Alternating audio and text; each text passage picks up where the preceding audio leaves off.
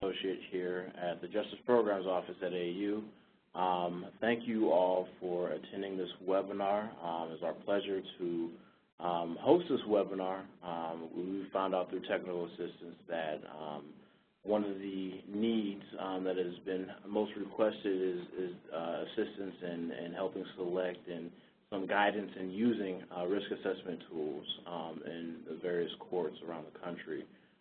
So we found it, that it would be helpful and beneficial for us to host a webinar like this. And I also like to refer to some materials that the National Association of Drug Court Professionals put out in terms of their materials, in terms of what they've said, in terms of selecting and using risk assessment tools, and trying to give a definition between screening and assessment tools. So if you could refer to those, I'm sure a lot of the information in this webinar will line up with that and be good and useful for you all as well. So without much further ado, I'd like to introduce you to our presenter today, Dr. Sarah Desmarais, who is from North Carolina State University, who will be presenting and will hopefully be giving you guys, hopefully you guys will be able to take away the information and be able to effectively use them in terms of selecting and using risk assessments. And I also like to announce that this webinar will be recorded and archived, and we will have it on our YouTube page. So if you have any colleagues or anyone you know who missed today's session, it will be available for them to view online. So without much further ado, Sarah. Thank you very much. I have a couple goals with today's session. I wanted to start by doing an introduction to touch on some of those issues that Kerwin just mentioned. So even just getting clarity around what we mean when we talk about risk assessment versus risk screening. Then I'm going to move into an overview of risk assessment approaches and different kind of broad strokes of their strengths and weaknesses. And then hopefully wrap up the second half of this webinar with some more concrete on-the-ground information. So guiding you guys through the selection process and not recommending specific instruments for you to use, but rather to give you the right questions to ask and information to be looking for when you're in the process of selecting among the many risk assessment tools that are available. And then the last thing, time permitting, that I really wanted to draw your attention to is how to actually use risk assessment tools to improve outcomes. And so when we get to that point, it's really going to be about how we integrate those into practice, into the court system, and what strategies need to be in place to actually use those to reduce recidivism outcomes. So to begin, I wanted to start with a couple things around terminology. And the first one is the one that Kerwin actually mentioned, is this idea of risk screening versus risk assessment. And although this may be a bit of a language issue, I think people tend to use these terms interchangeably, but not necessarily appropriately, because they actually do have different meanings. So when we're talking about screening, we're talking about identifying individuals who are potentially at heightened risk for recidivism. And what this really should tell us is that if there is somebody who is screening positive, that this person would need actual further evaluation. So they might need more in-depth assessment to determine their level of risk. Now, in contrast, when we talk about assessment, we're really talking about that comprehensive evaluation. And it's at the assessment point that we'd be talking about coming up with an estimate of what level of risk a given individual presents. To do so is an incredibly complicated process. So necessarily risk screening is going to be much shorter than risk assessment. Because risk assessment requires looking across multiple domains of functioning and usually involves integrating multiple different sources of information. So we can come back to this idea later, but the idea of screening is to identify a subset of folks for whom you would have to move forward and do more in-depth evaluation. The other thing that I wanted to get some clarity around is this notion of doing an assessment of risk for recidivism specifically, and distinguishing that from other types of assessments. And again, this is something that interchangeably occurs in our language. We tend to talk about risk assessment as if it were one thing. But for today, I'm going to operationalize risk assessment as being focused on identifying risk of a recidivism outcome and not looking at one specific risk or need factor. So some people talk about, oh yeah, we're doing risk assessment, except what they're actually doing is a substance use evaluation or a mental health evaluation, or they might be using an instrument to assess psychopathy or level of functioning or intelligence. And of course, those are all incredibly important things to know about our clients, but that's not what we mean when we say risk assessment. Risk assessment is going to consider all of those different domains of functioning that I just mentioned and more to come up with an estimate of an individual's level of risk for recidivism. So with that, those working definitions in mind, I wanted to talk a little bit about what we have seen in risk assessment over time. And I'm going to touch on 4 different types or groupings of instruments and provide a few examples along the way of instruments that would fall in each category. So the first form of risk assessment that we had is really this unstructured professional judgment. And this is not to say that there wasn't some sort of structure to an interview or something like that involved, but they weren't actually using a specific instrument to, that was designed to predict recidivism. So a few things about the unstructured professional judgment approach. Now, we are definitely moving away from this strategy, but there are some advantages, of course, and some reasons why it remains so popular. So first of all, not using any sort of risk assessment tool is incredibly convenient and flexible. And I mean flexible in terms of being able to tailor it to an individual offender's circumstances. It's obviously going to be inexpensive because we're not purchasing any specific instrument. It actually still is widely accepted, though you guys will know as much or even more than me that the real movement now is to move away from this unstructured approach to requiring structured tools. But the last thing that I wanted to mention about, as an advantage is that an unstructured approach is necessarily able to inform treatment and management because practitioners typically focus on those things that are amenable to treatment and management by default. We're naturally going to look for things that we could do work around or that we could deploy risk management strategies around to try to reduce the risk. So these are some advantages and why I think we still see so much unstructured risk assessment going on today, but the problems outweigh these benefits. So first of all, we know that accuracy differs tremendously as a function of an individual's level of training and expertise. So in fact, there are people out there who are very good at doing unstructured professional risk assessments.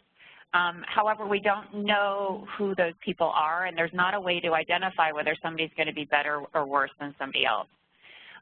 From a legal point of view and from an intervention point of view, it's problematic because there's a lack of transparency. We don't know exactly what people are looking for when they're doing these risk assessments. It's also highly susceptible to biases, and I know that this is really at the forefront of people's minds right now. There's so much discussion, particularly around racial disparity in sentencing and in criminal justice processing. And when we have unstructured professional judgment, when we are not using a risk assessment tool, we actually are even more likely to see these racial biases at play.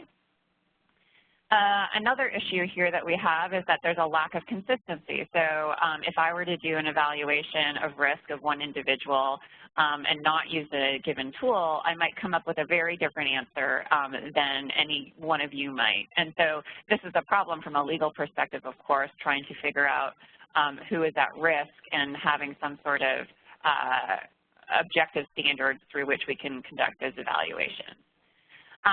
Now, perhaps most importantly, for almost 40, 50 years now, we've known and seen in the research that these unstructured assessments of risk are actually less accurate than chance. And so the seminal piece of writing on the topic was by Ennis and Litwack in the early 70s, based on the research that had been published to date when they said that essentially we were flipping coins in the courtroom. So the idea here is that we would be more accurate in assessing recidivism risk if we just flipped a coin rather than relying on these unstructured recidivism judgments.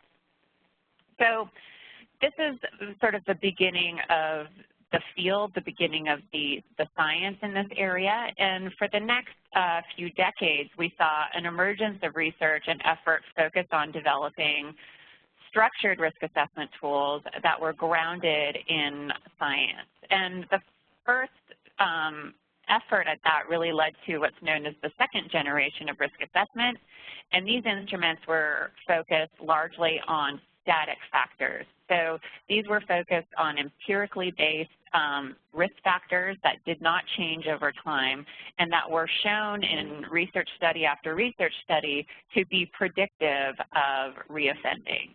And so a good example of a static risk factor here is history of criminal behavior. Or we might be looking at something like an individual's gender. And so these are very robust predictors.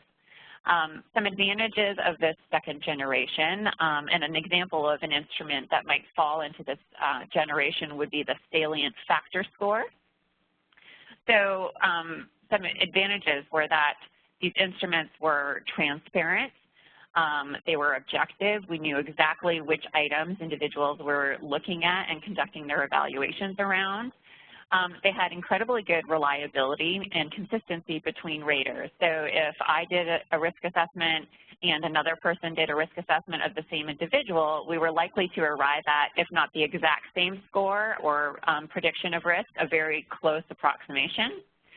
And importantly, from a predictive point of view, they were quite accurate. So we were able to move beyond that chance level of prediction and to really start to identify people who were at heightened risk of recidivism.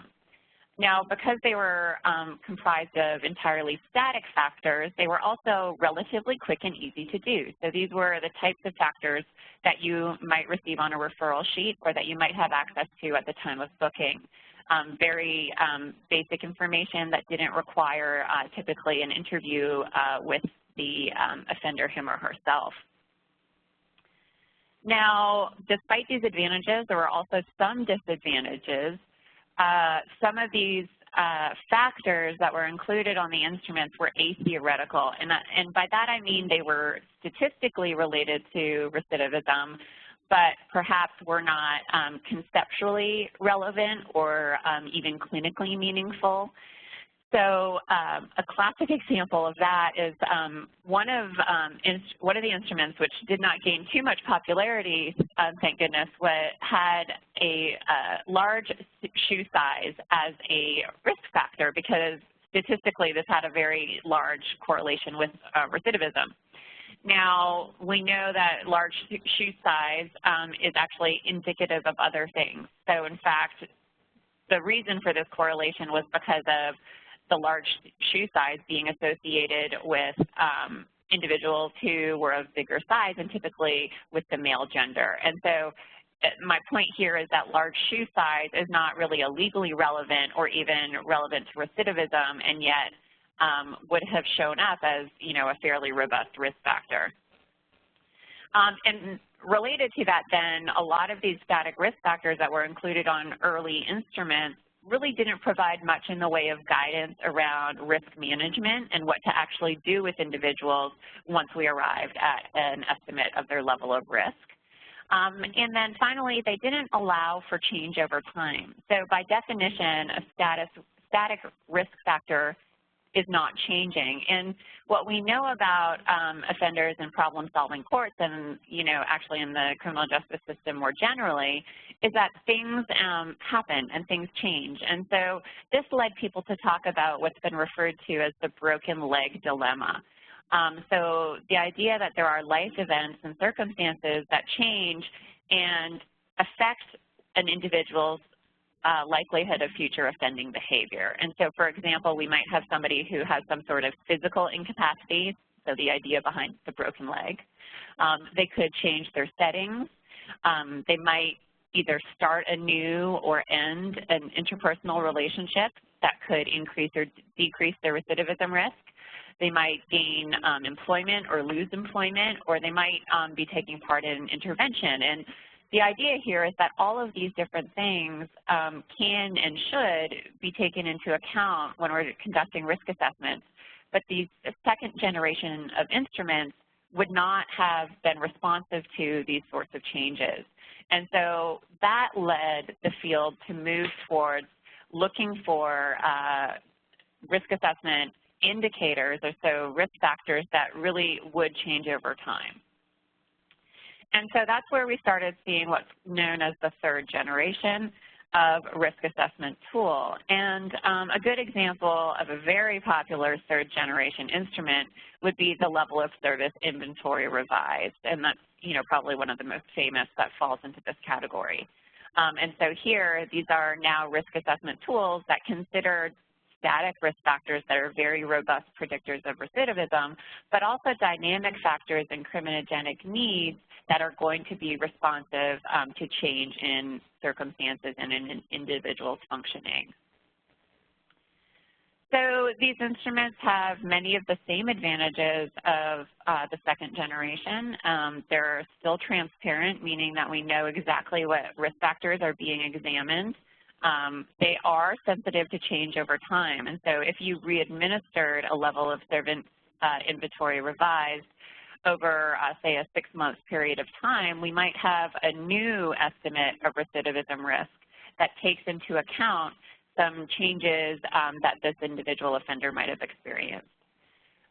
These third-generation instruments are really quite responsive not only to change over time, but also to theory. So the instruments that are included, the items that are included in these instruments really are ones that we can target and reflect our deeper understanding from both psychology, criminology, and other professions in terms of understanding how and why these risk factors might be related to recidivism. And in that way, they are really good at identifying potential targets for intervention and treatment and really tailoring risk management strategies. And then the last thing I would say about this third generation of instrument is that we have, again, still good reliability and consistency, meaning that if I filled it out and somebody else filled it out, we'd arrive at a fairly close answer in terms of a level of risk. And they also still maintain that high predictive accuracy.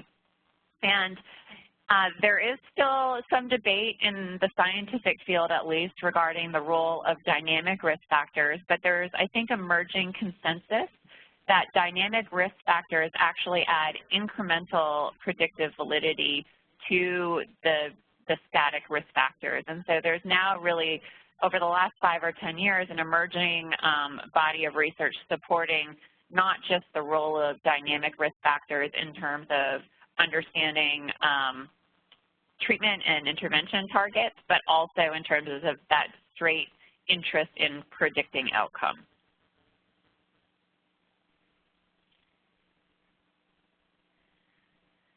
So the third generation still has some disadvantages.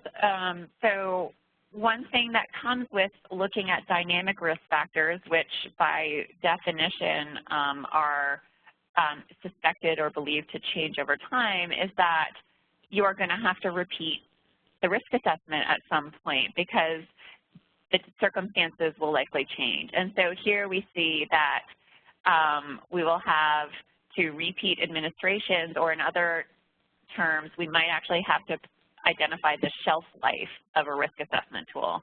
So these things like employment and family relationships, and even things like current substance use, that will likely change over offenders' lifetime and over their participation in a problem-solving court. And so you will need to come back and repeat the assessment to see how the overall picture of risk has changed.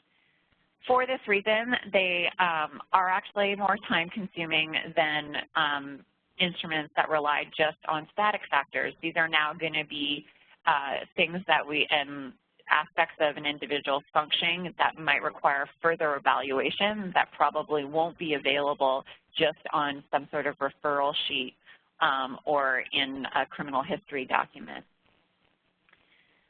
So the last piece that led to sort of the current generation of work is this idea that there still is limited guidance regarding how to link the risk assessment with risk management and intervention. And that is really where we see the science and practice of risk assessment today. And we're calling this the fourth generation of risk assessment. It may not be the last, but it's where we currently are. And this is where many of the most popular tools are now seamlessly almost integrating case management for each individual offender with the individual assessment results. And so some good examples of tools that you might be familiar with that are fourth generation tools are things like the level of service case management inventory, the COMPASS, and also the Ohio risk assessment system. So those tools endeavor to link the assessment results directly and feed into case planning processes. So the fourth generation has maintained many of the advantages of the third generation. They are transparent and sensitive to change over time. Their current research base suggests that there is good reliability or consistency between raters, and also that they're still showing good predictive accuracy. They're theoretically sound, and they're really focused on identifying targets for treatment and risk management. One thing that I did not mention yet is that a lot of them also allow for professional judgment, or what's sometimes referred to as clinical or assessor overrides. And so this is an option that many of the instruments have that gives the assessor the opportunity to account for a unique or specific circumstance in this one given offender's case. And so to provide an example, the level of service case management inventory will come up using an algorithmic approach of what the overall probability of recidivism is. But an assessor who is completing this assessment could actually say, well, you know, this doesn't actually take into account this unique circumstance. I know that they've just moved in with their grandmother, and that is likely to reduce their risk. And this is a completely hypothetical example. But what the assessor could do in that circumstance is actually modify the ultimate probability evaluation or probability assessment to account for that unique change or that specific circumstance. It's, I think, important to note that that doesn't happen a lot. We find typically in the research that these clinical overrides are not used all that frequently, but that they're just having that opportunity or that option really has helped tailor an algorithmic approach down to the individual person level. And then, of course, the advantage that these fourth generation instruments have above and beyond the third is that they directly feed into case planning processes. Now, the disadvantages really reflect the same ones as for the third generation. So again, we're going to have to repeat administration to be able to see whether there are changes in level of risk as a function of current circumstances or intervention. Again, because of that, they're probably going to have shorter shelf life than the second generation instruments. They're going to be more time consuming, and even more so than the third generation now, because we're going to be moving into case management. Now, that said, though, case management is probably something that has to happen anyway, and so it's not necessarily that it's going to be a brand new amount or added time required, but rather that the assessment process here includes the case management process as well. There is going to be more training and expertise required to fill out these fourth generation instruments, because for an individual assessor to be able to understand how to use the case management part of the tools. They're going to have to know more about case management itself and even just the software and how to use it. The perhaps most important limitation to note so far, and this is not to say that it's going to be a limitation forevermore, but right now most of these tools are fairly new. And so we just don't have the same amount of research examining their predictive validity and their accuracy and effectiveness as we do for the third generation and the second generation of instruments. So that research base is emerging. A lot of people are doing a lot of research on the validity, the inter-rater reliability, and the effectiveness of these tools. But I think it's important as people are selecting tools to know that that research base might just be smaller than if you were to select a third generation of instrument.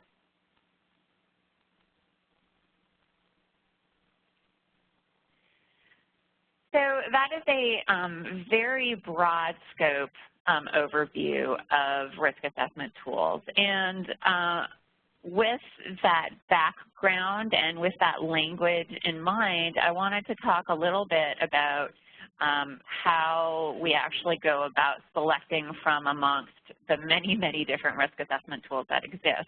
And quite frankly, that, you know, if somebody sends me an email or gives me a phone call and I'm consulting with a particular agency, this is really the question that people want answered. So as all of you know on the call, there is an increased requirement and use of risk assessment tools in problem-solving courts, and frankly in the United States, just more generally in the criminal justice system, there's a real big push over the last 10 or so years to move towards structured risk assessment approaches. There, at last count, was in the neighborhoods of 150 to over 200 tools available. So if you just did a web search of risk assessment tool, you are going to come up with an impossible list of instruments to choose from. They vary in terms of their evidence. They vary in terms of whom they were designed for. They vary in terms of what outcomes they were meant to predict, the content that they include, the qualifications of the individual who is allowed to use the instrument. Some of them, for example, require at least a master's level clinician. Other instruments allow lower levels of training, but with supervision. And so there's all different user qualifications. They also differ immensely in length. Some instruments are 4 items. Other instruments are upwards of 200 items. And then another big kind of practical concern is that they differ immensely in cost. Some of them are public and free for use. Other instruments have very high licensing and maintenance fees. And so what I hope to do over the next 15 minutes or so is to provide you guys with some questions to help guide this process of selecting and considering all of these different characteristics of the tools. So when I'm working with any given agency or group, I suggest that there are 5 questions that we should consider the answer to as we're trying to winnow through and figure out which one of these risk assessment tools to use. The first question is, what is the level of evidence? And we'll talk about each one of these in turn. The second one is, what is your outcome of interest? The third is, what is your population? The fourth is, what is your specific setting? And within that, I'm also considering issues related to staffing and resources. And then the fifth is, what are the related costs?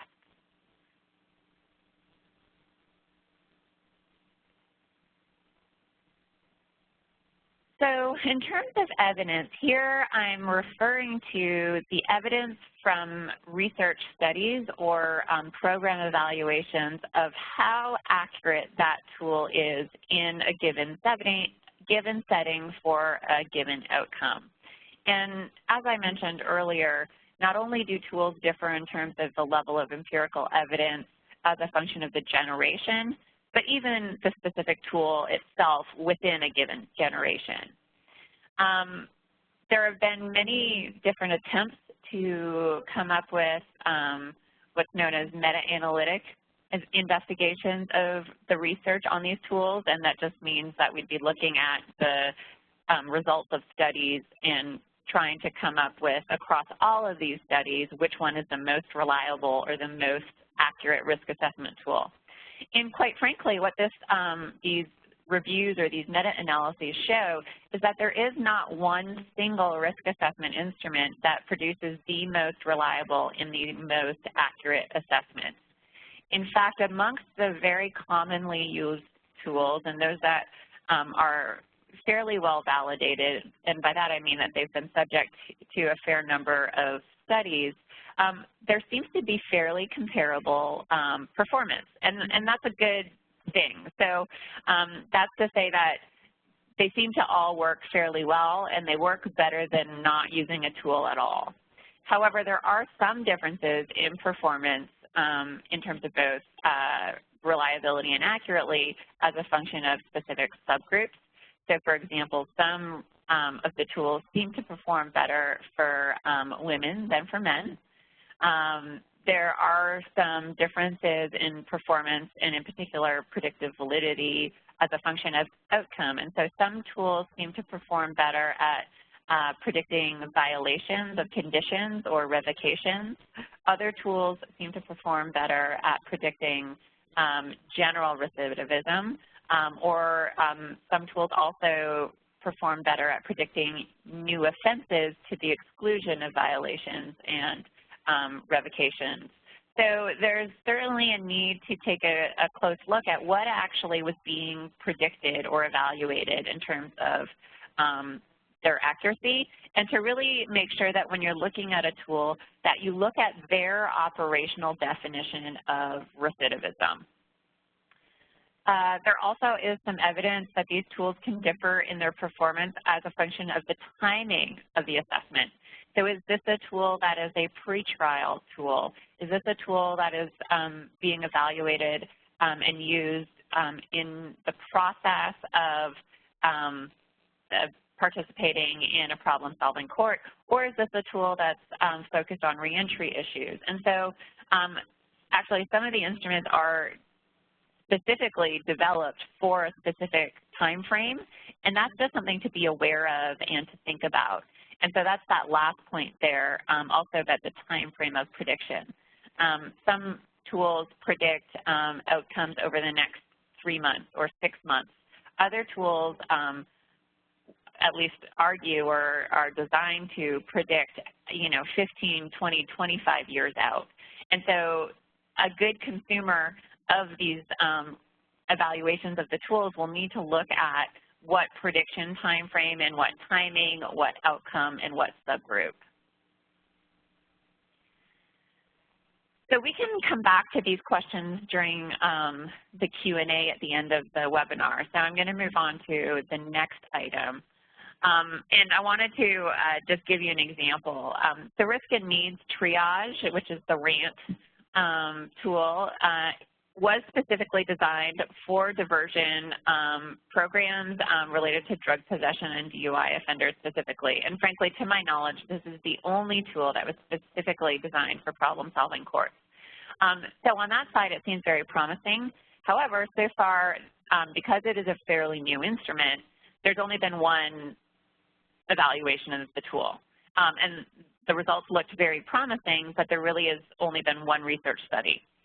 In contrast, if you look at something like the level of service instruments, which have been out since the 1990s, there are more than 120 research studies on the level of service inventory tools.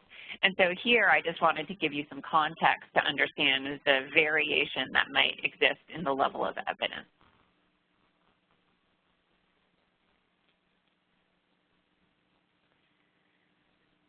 So I've touched on this idea of outcome again, and I just wanted to come back to it. So some instruments were specifically designed for assessing specific recidivism outcomes. And so I mentioned this idea of general recidivism. Typically, we operationalize that to include any kind of offending, whereas other instruments were specifically designed to predict or identify risk of recidivism for, let's say, like sexual offending or violations to the exclusion of new offenses. And so it's really important to take a look at what this tool was designed to predict, because they typically perform better at whatever it was they were designed to do. And as we talked about also in the discussion of the generations of instruments, some tools were focused more on straight prediction. So those second and third generation of tools really are more about predicting and assessing risk, whereas the fourth generation really represents our move into focusing on risk management. One other thing that we have not touched on yet is all the differences that might exist in the specific content and composition of the instruments themselves. So I wanted to go through and provide you with some information just on what you might be able to expect as actual item level content. So I've already touched on this notion of having static versus dynamic factors. So static factors being those that can't change versus dynamic factors being those that could potentially change even though they may not. But even further, when we look at the static factors, we actually have this distinction between historical factors versus something that is static but not historical. So a historical factor would be an example of criminal history.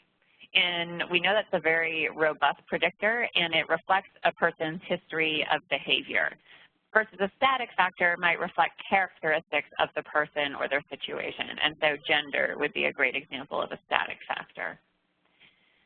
Even within dynamic factors, which can change, there's different speeds with which these things might change. And so we make a distinction between stable dynamic factors, so those things that might change slowly over time, versus those that are acute dynamic factors that could change in a minute or during the course of a day.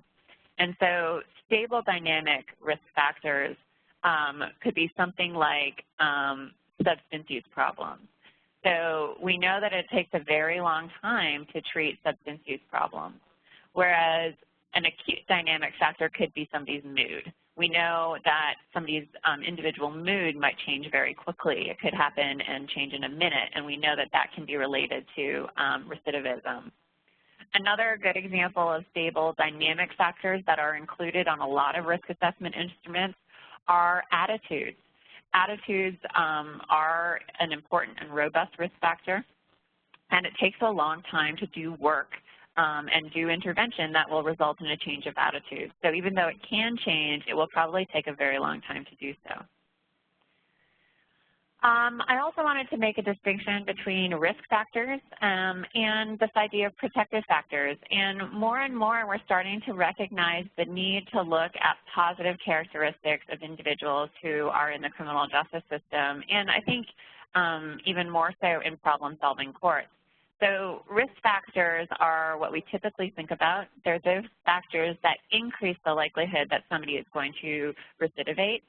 Protective factors, in contrast, are those factors that are associated potentially with reduction in recidivism risk or with buffering effects or mitigating effects on existing risk factors. And so an example of a protective factor could be a positive social support. It could be a strong interpersonal relationship. And most of the risk assessment instruments that are out there uniquely focus on risk factors. And in fact, of the instruments I've mentioned so far, almost all of them are only going to include risk factors. But it might be worth looking at instruments that also include protective factors. For a lot of different reasons, there seems to be some emerging evidence that they are adding incremental validity in terms of predicting risk. We also see that they're incredibly important in terms of informing risk management and treatment. And so protective factors may be really important cornerstones or building blocks for a successful treatment or case management plan. So just something to think about, again, when you're looking at a given tool. The last thing I wanted to mention is a distinction we don't hear very often, but I think is a really important one. And so this is the idea that we have distal factors and proximal factors. And so distal factors are those things that happened a long time ago in an individual's life, and proximal factors are those things that happened more recently. And so what we're seeing is that it is true that distal factors and historical behaviors and things that have happened in the past, things like childhood abuse, history of criminal behavior, those can be seen as distal factors that certainly have a robust long-term predictive capacity, so meaning that it speaks to an offender's risk for recidivism over a longer period of time. But actually these proximal factors, so in other words, the individual offender's current circumstances, are actually more indicative and more predictive of what's going to happen in the near future. And so when we're talking and thinking through problem-solving courts and what do we do with this individual over the next 3 months, the next 6 months, and even the next year, it might actually be important, and I would argue it is important, to make sure that you have a risk assessment tool that does include these proximal factors that turn their attention to current circumstances.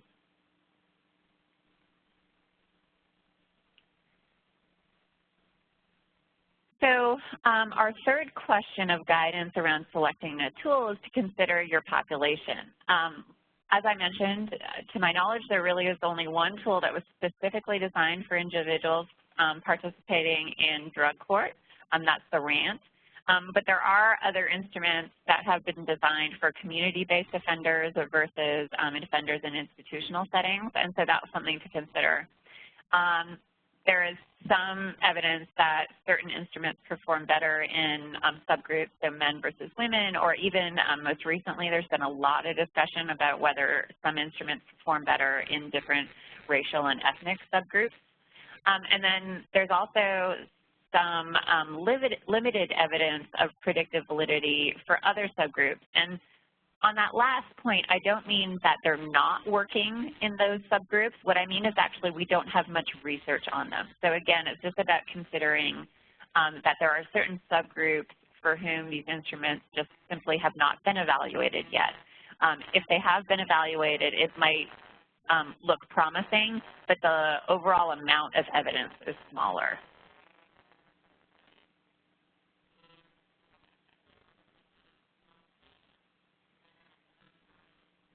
So as I mentioned already, the setting that you're in and the context and the people that you have are going to help also inform your assessment tool. You might really see, for example, many folks look at the level of service inventory or the Ohio risk assessment system tools as some of the gold standards in the field. And yet, for whatever reason, it might not be feasible given your setting. So these instruments vary immensely in the number of items, and as I mentioned as well, the level of staff training and the background required of assessors. They differ in their assessment timing, so when they're supposed to be used. And so if you want somebody to be completing an assessment pre-trial, then I wouldn't suggest picking a tool that was actually designed to inform, say, reentry. And then the last thing is that length of time that you're interested in forecasting. A lot of the instruments forecast over really decades, but in problem-solving courts, you might be better served to focus on an instrument that has a shorter prediction time frame, so maybe 6 months out to a year. And now this is one that we don't talk about a lot, but that actually is a pretty, I think, big deal. What are the actual costs associated with these instruments? And some of these instruments that I've mentioned so far are in the public domain, and other ones have some pretty hefty fees associated with them. And so when you're looking at an instrument, really consider what the costs are that are associated with training. And frankly, just about every risk assessment instrument that I know of is going to have a training fee associated with it that is going to be required for staff to be allowed to administer the instrument. And then beyond that, some instruments have costs associated with purchasing the manual, purchasing actual assessment forms, purchasing case management forms if you're using a case management related tool. There also can be licensing fees, and sometimes this is a one-time fee, sometimes it's an ongoing fee, sometimes it's a fee that's associated with the number of administrations. And then if you're using something that you're trying to integrate with some sort of electronic system, there can be fees associated with that process as well. And so all that to say, there really can be a wide diversity and spread in the amount of costs, just straight financial costs associated with selection of a specific tool.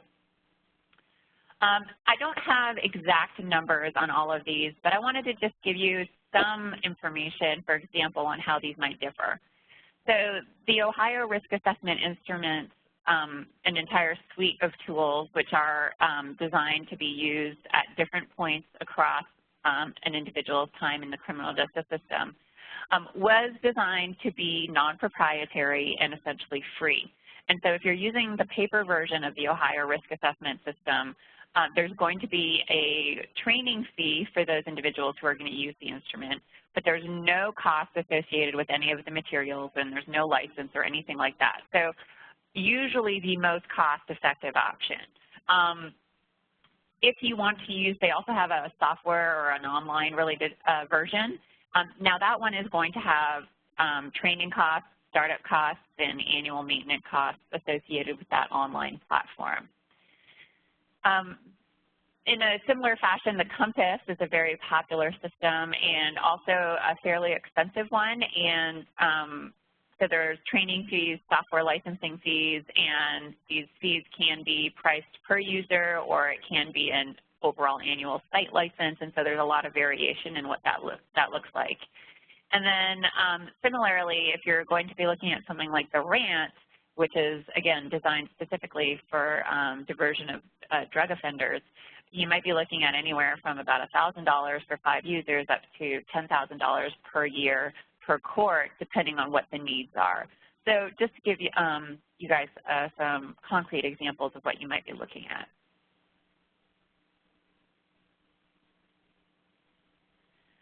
So I'm going to assume now that you've used these 5 questions to select your favorite or your top pick in terms of the instrument. And I wanted to end today talking a little bit about how you actually use that risk assessment tool to improve outcomes for offenders participating in problem-solving courts. So perhaps the most disappointing thing I'm going to say today is that risk assessment itself does not improve outcomes. So risk assessment truly is only designed to predict or identify individuals at heightened risk, and then also might be used to inform treatment targets. But the onus then is on the agency and the individual practitioners in those settings to implement those assessments to inform practice and to inform what is going on with a given offender. So I'm going to go through and talk about different steps that have to happen along the way to ensure that this risk assessment tool is then being used and translated into successful outcomes. So to actually improve outcomes, excuse me, risk assessment tools must first be implemented with fidelity. And by fidelity, I mean you have to actually implement the tool as it was originally designed or in collaboration with the tool designers. And you have to make sure that the implementation is really adhering to the, not just the design of the tool, but also all the requirements that come along with the tool. And so there's been some work in the last about 5 years to focus on how do we do this? How do we implement risk assessment tools with fidelity? And I'm going to refer you all to a really fantastic report written by Gina Vincent and her colleagues, and this report is available online in the Models for Change website. And they go through and they use a juvenile justice example and, in fact, juvenile probation. But I think the same principles would really apply to implementing these tools in problem-solving courts. So they talk about 8 different steps that must be followed for risk assessment tools to really be used to achieve improved outcomes. And this includes preparation, establishing stakeholder and staff buy-in, selecting and preparing the risk assessment tool, preparing policies and essential documents that go along with the tool. So an example could be a policy regarding when and by whom the tool is completed. Essential documents could be the actual case management forms that go along with the tool or referral forms that must be completed. Step 5 would be engaging in the appropriate training for the use of the tool. Step 6 is really important. This is the idea that once you do all of these things, you can't just implement the tool across the entire court docket. What you should really do is do a few pilot cases and try it out with a subset of individuals coming through the court for a short period of time to work out any kinks that might happen. I have not been involved in any implementation that went flawlessly, and so the idea here is that you need to do a small, short pilot implementation of the risk assessment tool to identify and work out those problems. And then once that's happened, you can go do a full-scale implementation, but there's still going to be ongoing tasks that are required after full-scale implementation. And the one I really wanted to mention with ongoing tasks is the need for what's known as booster or refresher training.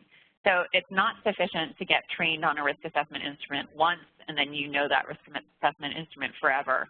In fact, the research shows that you really need to be doing training every 3 to 6 months, and it can be very short, just kind of a refresher to make sure that you're not having drift away from the concepts and the steps of the tool, and to make sure that you're still adhering with fidelity to the instrument as originally designed.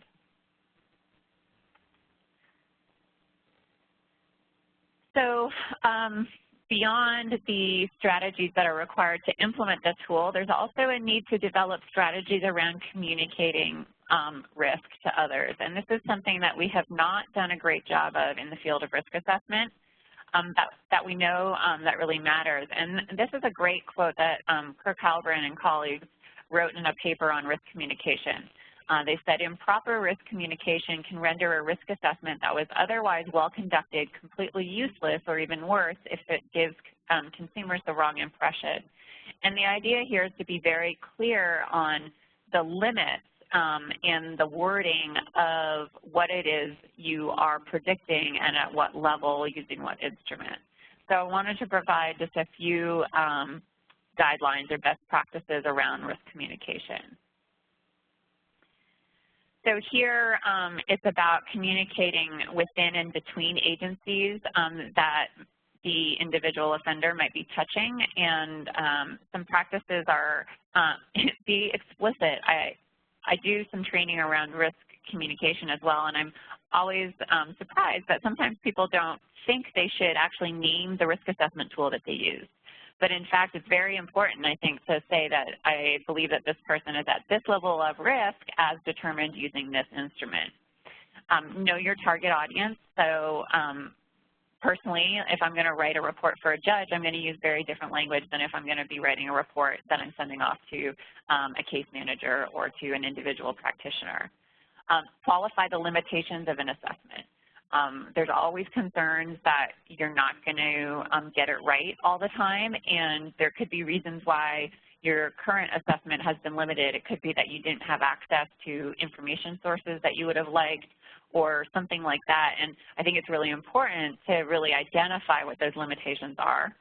Contextualize the risks and needs. So it's the case typically that not all offenders are at high risk all the time, and so what are those circumstances and scenarios in which they're at heightened risk?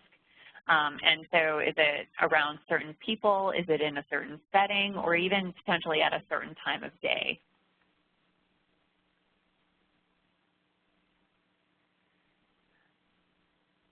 I've already touched on this notion of integration with case management that's built into the tool if you're picking a 4th generation tool. But if you're not picking a 4th generation tool, and I don't think you have to, there's this real need to make sure that in some way the results of the risk assessment are being used to inform case management. And so I wanted to just make a few points about that. So when we're doing case management resulting from a risk assessment, you have to consider all of the components of the risk assessment and identify and balance short-term and long-term goals. And I think this is really a unique opportunity to balance those goals of the court, but also those of the individual client. And this might help identify where there's a mismatch or where there's some work to be done to make sure that we're all moving towards those same goals.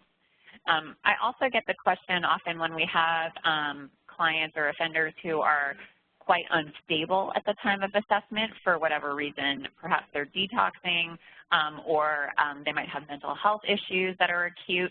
And so I suggest a two-step approach when we're doing case management with offenders with behavioral health problems.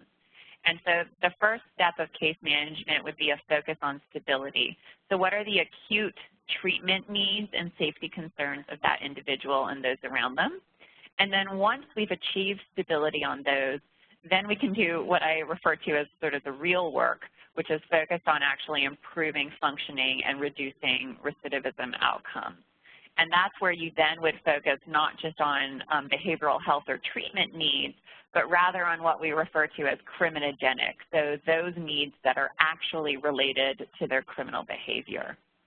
And so just to provide you a bit of a diagram of what I mean by that, criminogenic needs are going to improve functioning and also be associated with reduced recidivism. And so an example of a criminogenic need might be something like attitudes. Now, attitudes are not a behavioral health need or a treatment need. A treatment need would be something like mental health problems or substance use.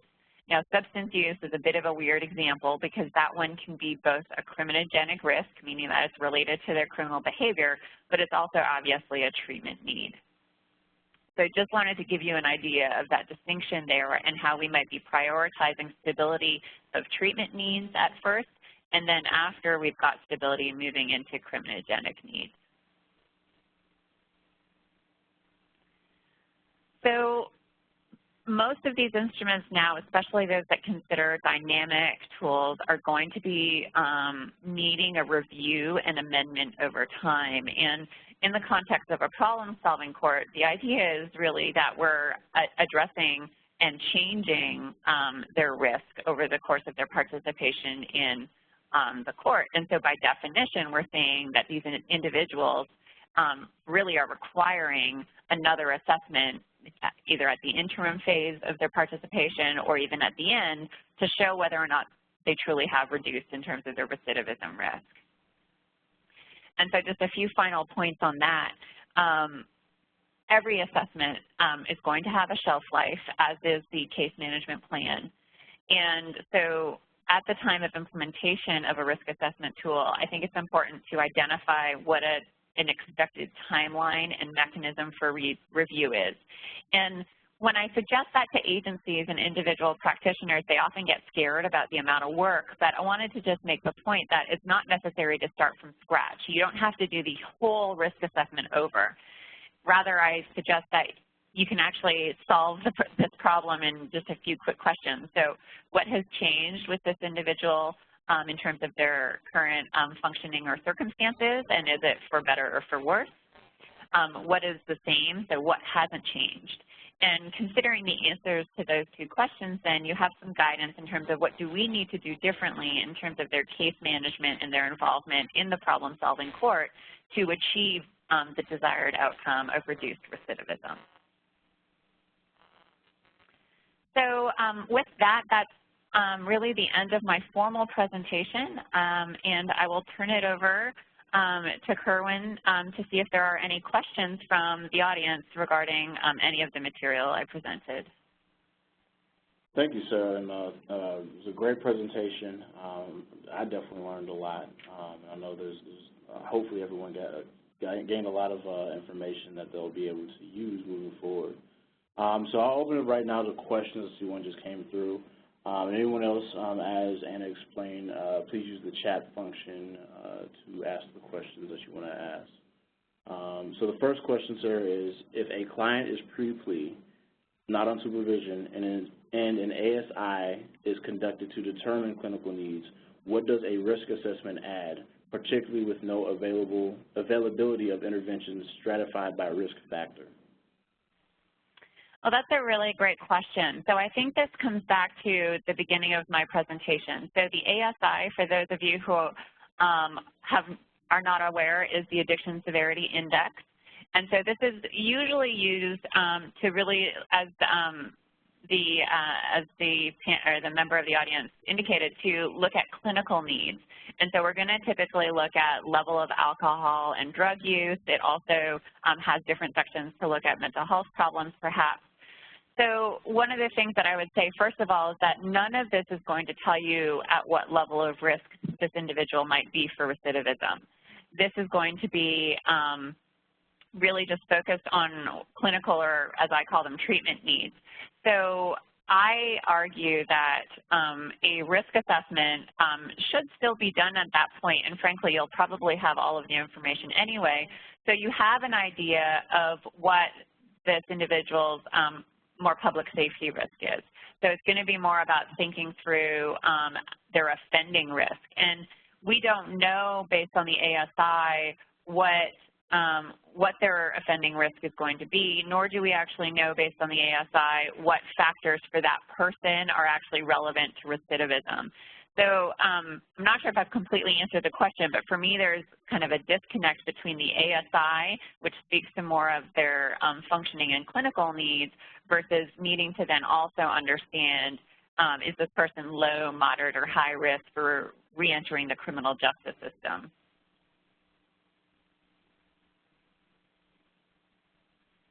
Well, thank you for that. And Allison, thank you for your question.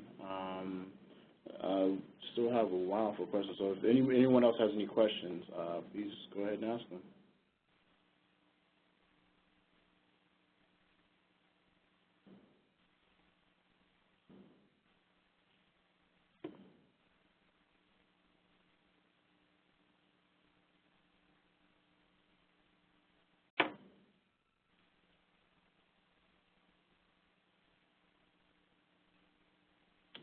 All right, we just had a question come in from Ira Packer. Ira asked, for drug courts, the purpose of the risk need assessment is to screen in or out for drug court and to aid in individualizing treatment. That being the case, do you have any preferences among instruments? That's a great question. So there are a couple of things in the question. So the purpose of this idea of screening in and screening out for drug court, I think there is something to be said around identifying people who essentially would be appropriate for community settings, as opposed to, so the notion of being appropriate for diversion rather than incarceration. So that's one thing to think about. In terms of drug courts and specifically and specific instruments that are out there, I am very wary of the amount of time that might be available. And so one of the things that I would say, so the level of service inventory really is a wonderful suite of instruments. And the only thing that I don't like about them is that they are really quite long and might not be realistic to be used at that time of screen in, screen out. So for that reason, it might be preferable to go with something shorter. And of the instruments that are shorter, I do really like the Ohio risk assessment system because you can pick from amongst especially at the front end, they have a community supervision tool that looks promising. However, there's really actually pretty limited research for drug courts specifically with the use of that tool. Now, it's not to say that I don't think it would translate well into that setting, just frankly there isn't much research there. And I also really like what I see with the RANT, even though there's only been one published study that I've seen so far. And what I do like about that instrument is that it was designed specifically for the drug court setting. So those are some options to think through.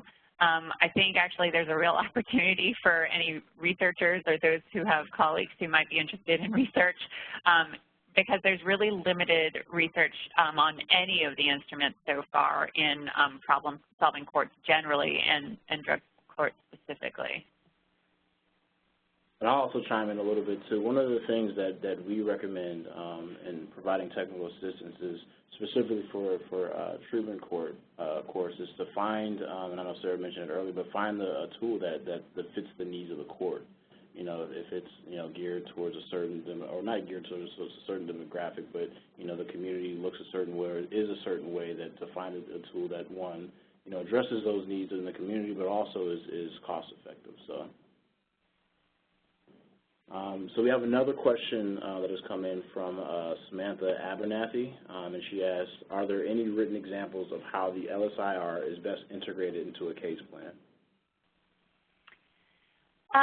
There has been quite a bit written about it. So the LSIR is actually no longer the most up-to-date version of the LSI, and this is actually what we would now look to for the LSCMI, so the Level of Service Case Management Inventory, and that's where the developers of the LSIR have actually integrated case management.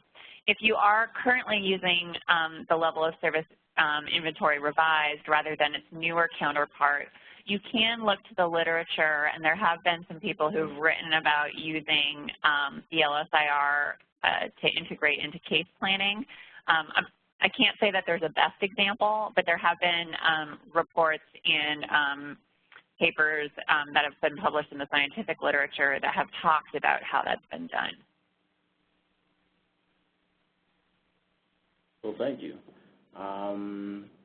We've got more time, so if anyone has any more questions, feel free to ask them now.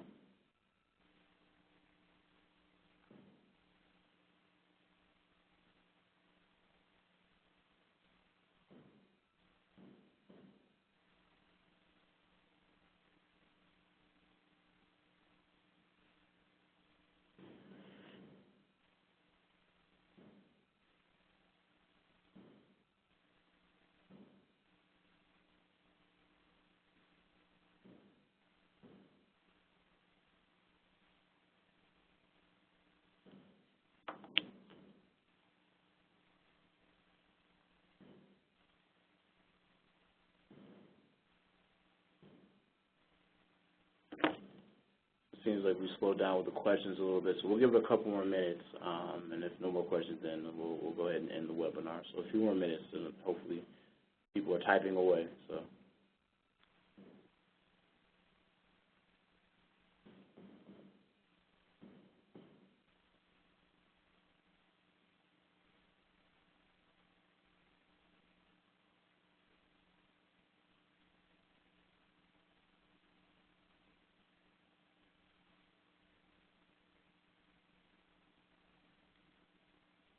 So just to go back over things, we will be sending the slides of this presentation out by the end of the slides and at the end of the week, and then we'll also be archiving the presentation.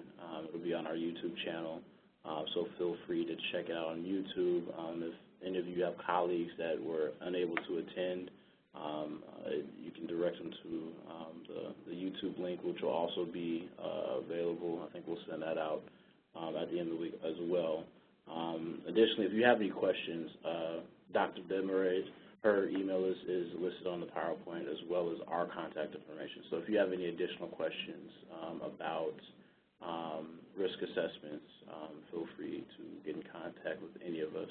I know we have a number of resources here that we can provide, and then, as I mentioned earlier, NADCP has a number of resources that they have as well. So haven't had any more questions come through, so I guess we'll go ahead and end the webinar. But once again, thank you all for attending. Like I said, feel free to contact us if you have any questions, and hopefully look forward to maybe possibly seeing you all on one of our upcoming webinars. So thank you very much.